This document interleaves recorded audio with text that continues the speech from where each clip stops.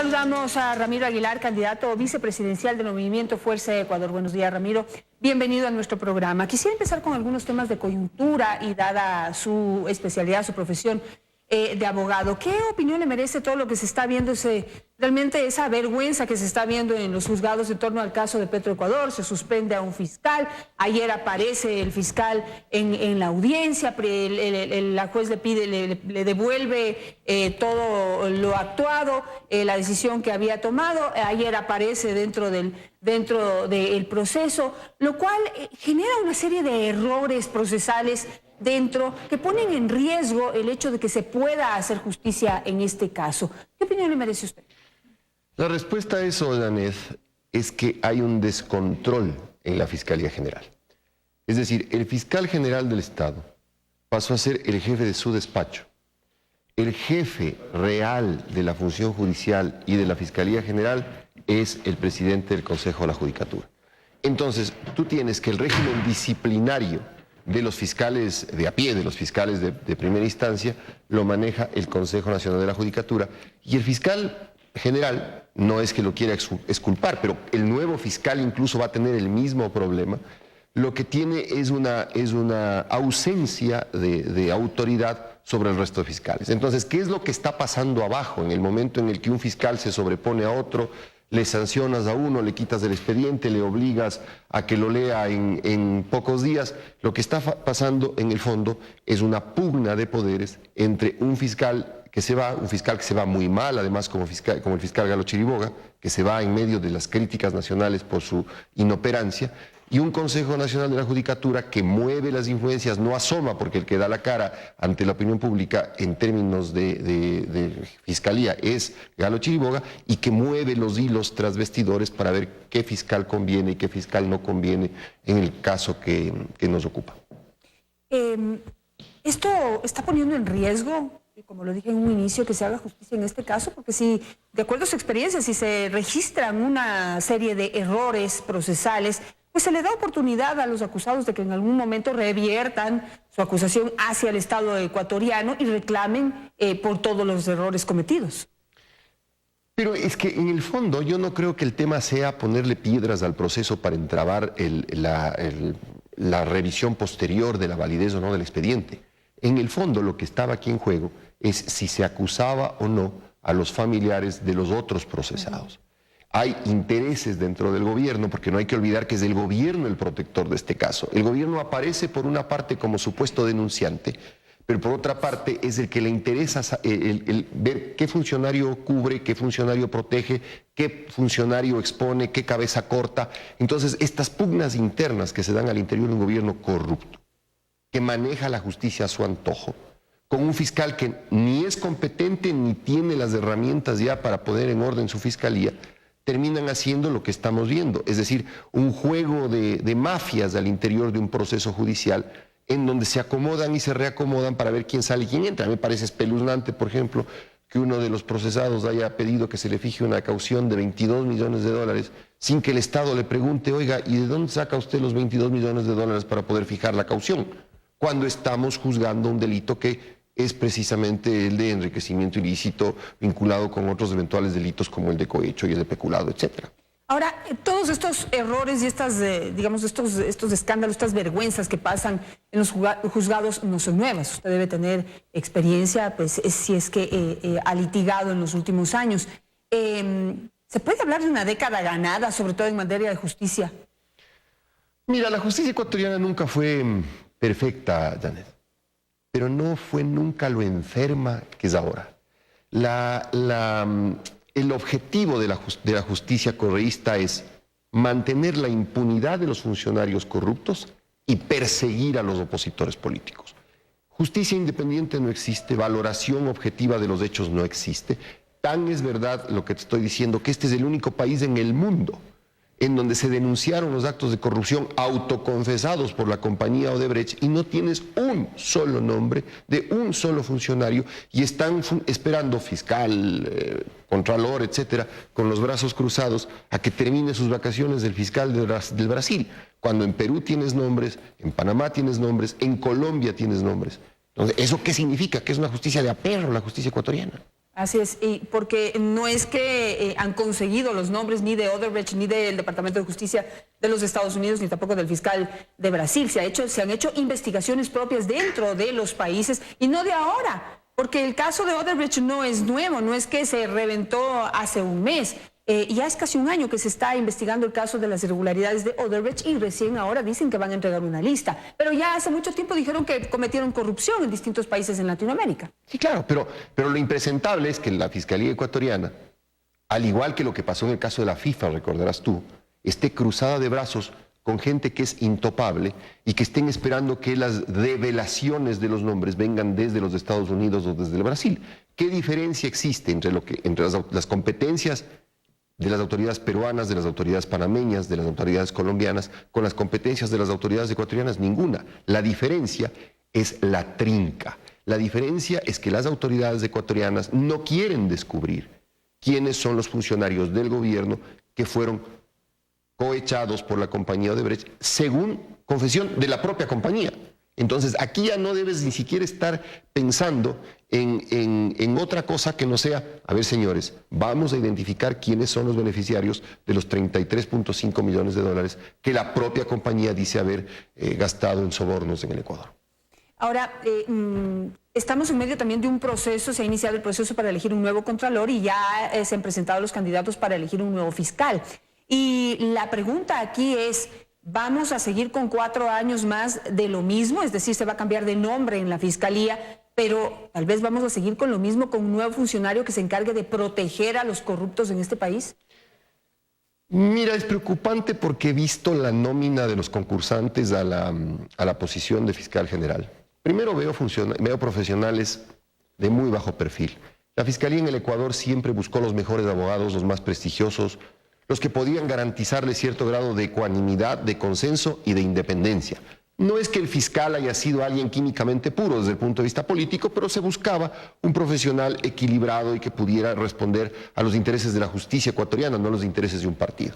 Veo que están concursando jueces de medio pelo, veo que están concursando amigos y asesores del presidente, y no veo abogados de prestigio ni de Quito, ni de Guayaquil, ni de Cuenca que estén en el concurso. Pero sí vemos gente muy cercana al gobierno. Sí, eso te digo, gente muy cercana al gobierno, con perfiles profesionales muy bajos, pero en el momento en el que un gobierno distinto al de Alianza País se posesiona en mayo del 2017, me parece a mí que es un imperativo no solamente moral y político, sino un imperativo republicano, el auditar estos concursos tramposos armados por el Consejo de Participación Ciudadana y finalmente echarlos abajo y buscar un proceso de selección de un fiscal y de un contralor autónomos, independientes y que te garanticen transparencia. ¿Puede legalmente la Constitución, las leyes permiten revertir ese concurso? ¿Le podrían revertir ese concurso a las nuevas autoridades? Mira, primero hay que pasar por una consulta popular que me parece básica para legitimar el proceso de auditoría de estos concursos, preguntándole al pueblo si quiere el pueblo ecuatoriano, depositario de la soberanía, auditar los concursos que han sido armados por el Consejo de Participación Ciudadana bajo la evidente sospecha de que cómo es posible que en todos estos concursos termine ganando siempre un amiguete del presidente y no una persona objetiva, profesional, que pueda garantizarte independencia en el ejercicio de esas funciones. Otro concurso que realmente está causando asombro porque pues, lo anunciado está sucediendo, es decir, que en el concurso de frecuencias se está seleccionando, se está dando preferencia a los amigos del gobierno, ya empezaron a saltar algunas de esas confirmaciones. Antes decían que eran los agoreros del desastre, que eran los interesados en que las frecuencias de los medios de comunicación sigan en manos de los mismos, etcétera, etcétera. Pero lo que se está promoviendo es la formación de un nuevo monopolio a favor de un amigo del gobierno, que está postulando por 60 frecuencias de televisión y 43 frecuencias de radio FM, convirtiéndolo en el nuevo magnate de los medios de comunicación del Ecuador. Precisamente lo que las leyes querían evitar, que haya un nuevo magnate, pues lo están fomentando y lo están creando. Con un agravante adicional, y es que cuando mis amigos y excolegas de Pachacuti votaron la ley de comunicación por capítulos, ellos votaron a favor de ciertos capítulos de la ley de comunicación, lo hicieron en el entendido de que la CONAIE les había dado las instrucciones de votar así porque querían radios comunitarias. Han pasado 4 años, Janet, les comieron al cuento y no les han dado ni una radio comunitaria, ni una sola. Entonces, este gobierno y este concurso tiene un solo objetivo, y es dar las frecuencias a quienes son sus amigos para usar las frecuencias como han usado los medios incautados y como han usado los medios públicos para tener un solo mecanismo de adoctrinamiento y de alienación de la mente de los ecuatorianos. Oponerse al concurso de frecuencias en las condiciones en las que se está dando en este momento es defender la democracia, es defender la libertad de expresión y defender la transparencia, porque este concurso se vicia en el momento en el que algún asesor del Cordicom también salió a prestar sus servicios, entre comillas, de asesoría a distintos medios para cobrarles por darles haciendo los informes que eventualmente les calificarían dentro del concurso de frecuencias. Corrupto el concurso, sesgado el concurso, amañado el concurso, tiene que darse de baja. En nuestro gobierno, si ganamos las elecciones, la decisión está tomada. El concurso se echa abajo y tiene que hacerse un concurso transparente, al amparo de una ley de comunicación reformada, que te permita tener los parámetros objetivos de valoración y no los parámetros subjetivos que el reglamento del Cordicom se puso a sí mismo para poder valorar como le dé la gana. Claro, y que tenga el objetivo simplemente de acallar las voces que han sido muy críticas al gobierno. Hay que recordar, Ramiro, que al principio la ley, o sea, que como está hecha la ley de comunicación prohíbe que ciudadanos extranjeros sean dueños de medios de comunicación, pero como ya se hicieron amigos de este gran empresario, entonces cambiaron el reglamento y ahora sí se permite tener empresarios extranjeros que puedan tener medios de comunicación. Es decir, hay que ver cómo van acomodando las cosas a su conveniencia y miren los resultados. Ahora ese amigo extranjero, que es dueño de muchos medios de comunicación a nivel latinoamericano, va a ser el nuevo magnate de los medios de comunicación aquí en el Ecuador. Y hay que ver cómo los maneja. Ya es dueño de medios importantes como El Comercio, por ejemplo, que pues en muchas ocasiones se ha observado pues esta digamos posición tibia frente a ciertas decisiones del gobierno nacional. Bueno, a ver, el problema es el debilitamiento de los medios críticos cuando los cambias de dueño. Y yo creo que los medios en el Ecuador han tenido durante estos años el gran reto de resistir por la libertad de expresión y la libertad de pensamiento. Pero hay un punto en el que les ahogas, y les ahogas de diversas maneras. Les ahogas con una ley de comunicación censuradora, con un superintendente de comunicación que llegó al extremo del cinismo al escribir su propia ley para sancionar según sus propios criterios, corrigiendo, según él, una errata que solamente podía corregir la Asamblea. Repartes desigualmente la propaganda pública. Aquí, por ejemplo, hay un estupendo antecedente de tribunales argentinos que obligaban a las autoridades a repartir equitativamente dentro de los medios de comunicación la publicidad oficial. Sí, eso es algo que se debatió ya en la Argentina, que no hay por qué ponerle ningún tipo de misterio al tema, y en el Ecuador no ocurrió. Se cargó la publicidad oficial, se presionó a ciertos empresarios privados para que no publiciten. ¿Y cuál es el efecto? Debilitas financieramente al medio, haces que alguien lo compre más barato, y ahí, una vez comprado, lo que haces es que el medio mire para otra parte. Claro, hay un punto sobre el tema de la publicidad gubernamental, sobre lo que hay que poner atención, porque en Argentina ya este mapa ya está trazado y en Argentina ya lo pasaron hace rato. Y allá Jorge Lanata vino la semana pasada y nos hizo caer en cuenta que el interés de tener medios de comunicación bajo su control de parte del gobierno no solamente es para tenerlos como parlante oficial, sino también para, digamos, utilizarlos para poner ahí la publicidad oficial, es decir, para desviar millones de dólares hacia esos medios de comunicación y pues sacar lucro también de eso. Eso es lo que ya ha pasado en la Argentina y eso es lo que podría estar pasando aquí. Así que, señores, ustedes que están viendo esto, sí les afecta, porque hacia esos medios de comunicación que son parlantes del gobierno es hacia donde se desviaría todos estos grandes recursos del Estado. Eso también, poder repartir equitativamente, podría ser también un objetivo del próximo gobierno. Porque te digo, ya jurídicamente el tema no se discute. Los tribunales argentinos, y hay que analizar la jurisprudencia comparada, fueron muy claros. Los fondos con los que se alimenta la publicidad oficial son fondos públicos. Al ser fondos públicos tienen que ser repartidos equitativamente entre todos los medios públicos, porque de lo contrario lo que estarías haciendo es lo que acabas de mencionar, abrir la puerta de que a través de comisiones se puedan desviar fondos que son públicos con los cuales se financia la publicidad oficial. Entonces, eso ya ni siquiera se discute. En un gobierno de Dalo Bucaram y Ramiro Aguilar, la repartición de la publicidad oficial será equitativa entre todos los medios. Subrayo, entre todos los medios, porque así debe ser. El binomio Bucaram-Aguilar también ha ofrecido fiscalización. Y yo quisiera llamar la atención sobre un punto, Ramiro, no sé qué opinión tiene usted, pero fíjese lo que se está conociendo ahorita sobre el proyecto San Francisco. Ayer estaba revisando una documentación. Resulta que hay una serie de informes que señalan que hay 250 millones de dólares que se habrían perdido, que están cuestionados dentro del proceso de Odebrecht en el Ecuador en torno al proyecto San Francisco. Y hay un fiscalizador ahí, hay una empresa fiscalizadora a la que también se le pasan los elefantes por delante. No los ve y certifica todo lo actuado y no, digamos, no llama la atención, no cumple con su trabajo. Eso podría haber ocurrido en San Francisco y en todas las mega obras que se han realizado en el Ecuador. Recordemos también lo que pasó en Coca-Cola Sinclair, que hubo un informe de fiscalización no favorable al proyecto y le votaron al fiscalizador. Pero a ver, vamos a diferenciar dos escenarios de fiscalización. Tú tienes razón en la fiscalización de campo.